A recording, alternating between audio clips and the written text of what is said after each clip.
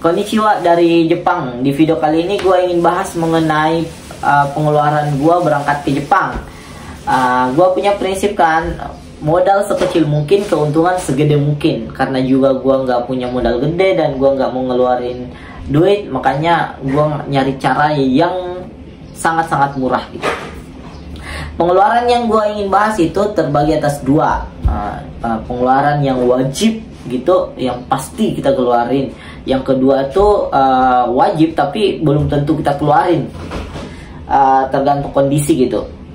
Dan pengeluaran yang ingin gue bahas di sini adalah pengeluaran untuk visa Tokote Gino ya, bukan magang atau Jisusei.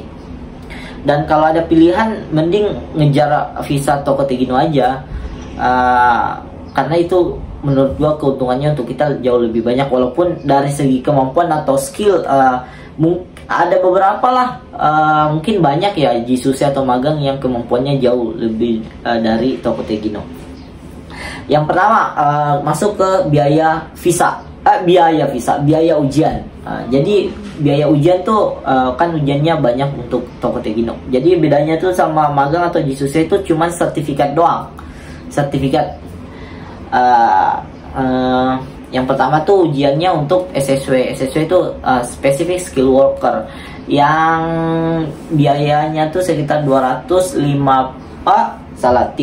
atau sampai 400 lah, yang saya alami gitu. Nah, jadi itu yang pertama. Yang kedua tuh GFT Basic A2 yang gua pakai sekali ujian tuh. Jadi itu GFT Basic A2 tuh setara dengan JLPTN 4 gitu. Ya sekitar 400.000 lah. Dan gua pribadi gak ada yang tahu, mungkin gua ujian ini 3 kali. Kalau nonton video ini pasti tahu segoblok apa gua. Dan GFT Basic A2 tuh lebih gampang dibanding JLPTN 4 kata orang-orang. Gua belum pernah ikut JLPT.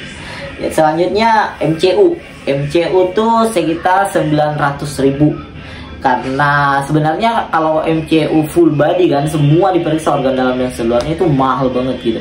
Tapi kebetulan di tempat gua, LPK gua atau tempat pembelajaran sebelum berangkat tuh sudah kerjasama dengan salah satu rumah sakit besar di Jakarta Selatan. Jadi tempat TSK aku tuh tempat LPK atau tempat pembelajaranku tuh di Jakarta Selatan.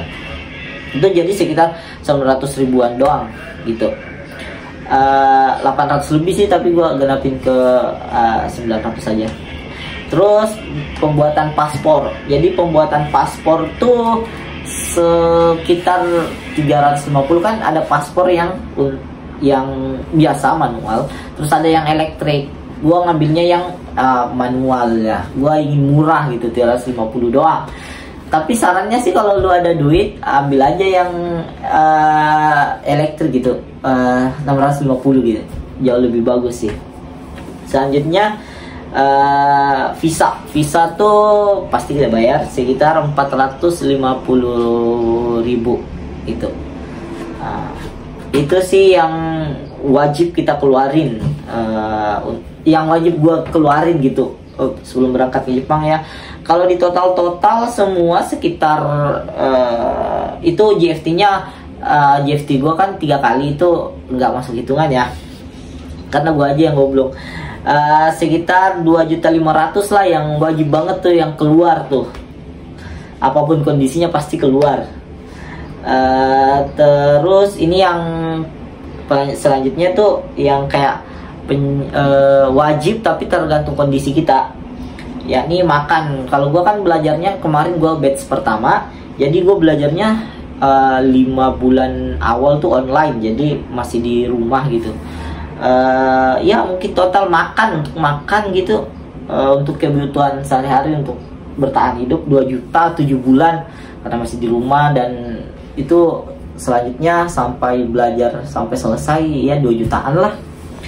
Terus transport kapal, kan gue dari Makassar ke Jakarta Selatan tuh naik kapal ya. Naik kapal tuh 500 lah, 550 sekali berangkat gitu. Dan gue pulang balik kan dari Jakarta, gue balik ke Makassar lagi nunggu wawancara dan proses pengurusan visa kan harus di Makassar gitu. Sekitar, jadi totalnya dikali 2 tuh sekitar 550 kali 2 lah, ntar gua jumlahin.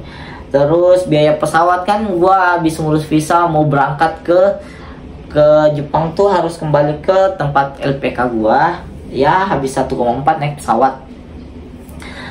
Iya, tapi disclaimer dulu, gua kemarin di Jakarta Selatan tuh kan biaya asramanya gratis, jadi nggak masuk gitu. Dan kebetulan di tempat LPK gua tuh apa ya, bisa dikategorikan sangat-sangat murah gitu, bagus banget ya, itu menurutku. Nggak tahu ya orang lainnya. Karena mereka gratiskan pendidikannya, dan saya karena tempat lain banyak yang nyuruh buat ngeluarin duit lagi. Jadi kalau total tuh untuk pengeluaran yang tergantung kondisi itu sekitar 4.500.000-an lah. Gua nggak ada masalah sih soal itu, soalnya sambil nungguin proses setelah belajar tuh kan ada masa menunggulah proses dan sebagainya, wawancara dan sebagainya. Gua kerja di Jakarta Selatan dan di Bekasi, jadi soal duit gua nggak ada masalah sih waktu proses pemberangkatan ke Jepang itu sih. Ya mungkin segitu dulu. Gimana, ada yang sama ceritanya atau beda banget gitu? Kalau komen di bawah kalau misal ada sesuatu yang ingin ditanyain. Itu sih yang semua biaya. Oke, see you next video, matane.